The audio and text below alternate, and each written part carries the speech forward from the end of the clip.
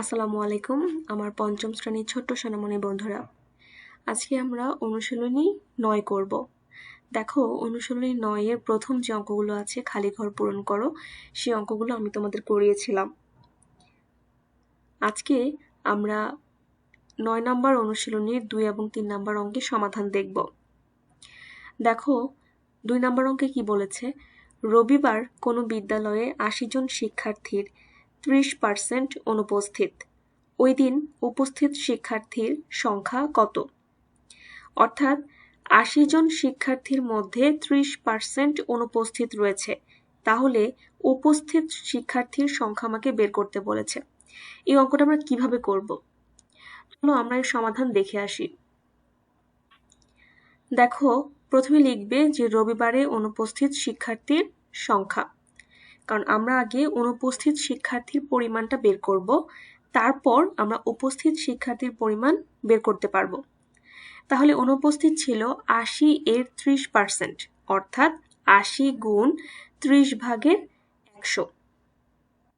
30% মানে হচ্ছে 100 ভাগের 30 ভাগ। তাহলে 80 এর 30% কত হবে? 80 গুণ এই 30%-এর জন্য উপরে 30, নিচে হচ্ছে 100। তাহলে দেখো, এখানে একটা শূন্য আছে, এখানে একটা শূন্য আছে, উপরে দুটো শূন্য এবং নিচে দুটো শূন্য। এই শূন্য আর এই শূন্য আমি কেটে দিয়েছি এবং এই শূন্য আর এই শূন্য কাটাকাটি হয়ে গিয়েছে। তাহলে উপরে থাকছে শুধুমাত্র 8 এবং 3। তাহলে কত হলো? 3 8 24 জন। অর্থাৎ আমি অনুপস্থিত শিক্ষার্থীর সংখ্যা পেয়েছি 24 জন। এবার দেখো, যেহেতু অনুপস্থিত শিক্ষার্থী আমার 24 জন, তাহলে উপস্থিত শিক্ষার্থী কত হবে?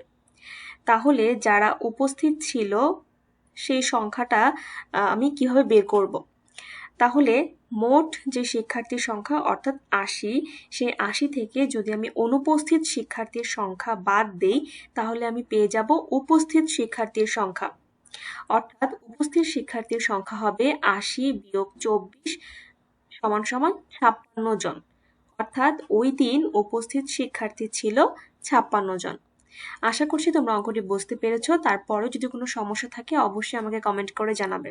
এবার দেখো, আমরা পরের অঙ্কে চলে যাই। 3 নম্বর অঙ্কে কি বলেছে, হোসেনের মাসিক আয় 2500 টাকা এবং তার মধ্য থেকে তিনি 1750 টাকা খাবার কেনায় ব্যয় করেন।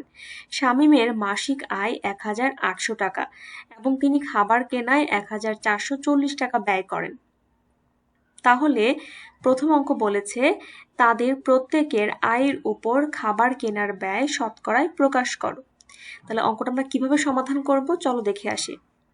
দেখো, আমি এখানে প্রথমে লিখে নিয়েছি যে আমাকে যে ইনফরমেশনগুলো দেওয়া আছে সেগুলো। হোসেনের মাসিক আয় 2500 টাকা এবং তিনি খাবার কেনায় ব্যয় করেন 1750 টাকা। তাহলে হোসেনের আয়ের উপর খাবার কেনার ব্যয় কত হবে?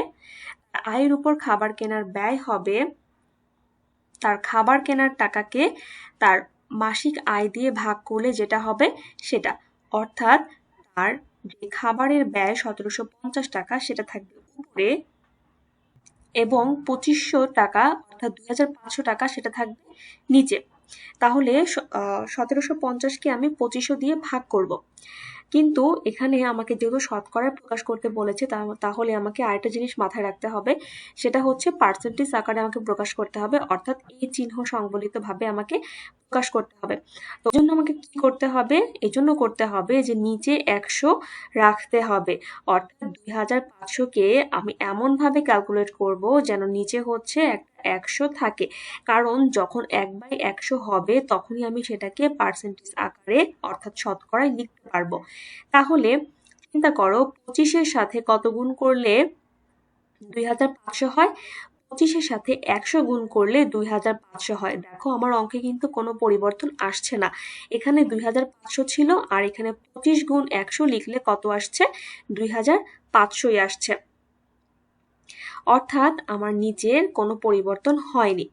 আর উপরে দেখো 1750-1750-এর মতো করেই থাকবে।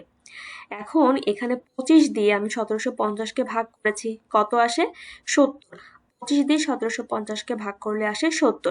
তাহলে 70 গুণ 1/100, এই নিচের 100 আর উপরে মনে মনে 1 ছিল যেটাকে আমি আলাদা করে দিয়েছি, তাই হয়েছে 1/100। 70-এর 70 এবং 1/100-র জন্য আমি পার্সেন্টেজ বা শতকরা চিহ্ন দিতে পেরেছি। অর্থাৎ পুরো ক্যালকুলেট করলে আমার হিসেবে আসে 70%। হোসেন তার খাবার কেনায় ব্যয় করে হচ্ছে কত? 70%। এবার দেখো আবার কি দেওয়া আছে। এবার আমি শামীমেরটা বের করব। শামীমের মাসিক আয় ছিল 1800 টাকা, সে খাবার কেনায় ব্যয় করে 1440 টাকা। তাহলে শামীমের আয়ের উপর খাবার কেনার ব্যয় কত হবে? ঠিক সেম আগেরটার মতো যত টাকা খাবার কেনে সেটাকে আমি তার মাসিক আয় দিয়ে ভাগ করব। অর্থাৎ খাবার কেনে 1440 টাকার এবং তার মাসিক আয় হচ্ছে 1800 টাকা। তাহলে উপরে থাকবে 1440, নিচে থাকবে 1800। এবারও একদম সেম আমি নিচে হচ্ছে 100 রাখবো, যেন সেটার জন্য আমি পার্সেন্টেজ কথাটা বা পার্সেন্টেজ যে সাংকেতিক চিহ্নটা আছে সেটার জন্য আমি দিতে পারি বা আমি শতকরায় প্রকাশ করতে পারি। তাহলে 1800-কে আমি কিভাবে 100 সহ লিখতে পারি? 18 গুণ 100। তাহলে দেখো আমার অঙ্কের মান কিন্তু পরিবর্তন হচ্ছে না। আমার এখানে 1800 ছিল, এখানেও কিন্তু 1800-তে 100 গুণ করলে 1800-ই আসে। আর উপরে কি ছিল? 1440। তাহলে 18 দিয়ে 1440-কে ভাগ করলে আসে কত? 80। তাহলে এই যে ভাগফলের 80-র 80 রয়ে গেল, এবং এই যে এখানে নিচে 100 ছিল আর উপরে কি ছিল? মনে মনে 1 ছিল, সেই 1/100টাকে আমি আলাদা করে লিখেছি। তাহলে কত হয়ে গেল? এই 80-র 80 এবং 1/100-র জন্য কত পার্সেন্টেজ বা শতকরা? তাহলে 80%। তাহলে শামীম হচ্ছে ব্যয় করে 80%। তাহলে উত্তর কি হবে? যে হোসেনের ব্যয় 70% এবং শামীমের ব্যয় 80%। আশা করছি তোমরা অঙ্ক দুটো বুঝতে পেরেছো। তারপরেও যদি কোনো সমস্যা থাকে অবশ্যই আমাকে কমেন্ট করে জানাবে, আমি তোমাদের সমস্যা সমাধানের চেষ্টা করব। তো আজকে এই পর্যন্তই। সবাই ভালো থাকো, সুস্থ থাকো। আল্লাহ হাফেজ।